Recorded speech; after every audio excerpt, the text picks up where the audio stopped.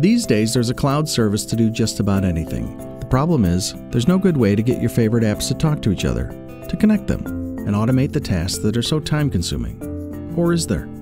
With Microsoft Flow, whether you start from a template or create your own multi-step flow across several apps, it's simple. Why constantly check email when you can get a text message anytime anyone important emails you?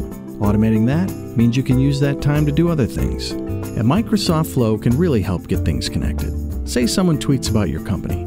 Set up a flow that follows them, sends a nice reply, adds them to a spreadsheet that gets emailed to you for your approval, then adds their contact to Salesforce or Dynamics 365.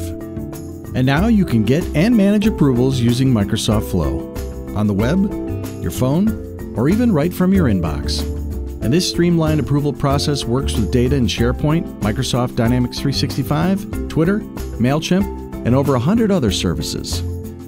And with the Microsoft Flow app, you can monitor, manage, and create flows from anywhere.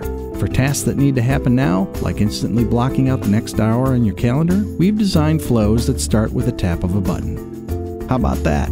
That's technology talking together, working smarter, so you can work less and do more.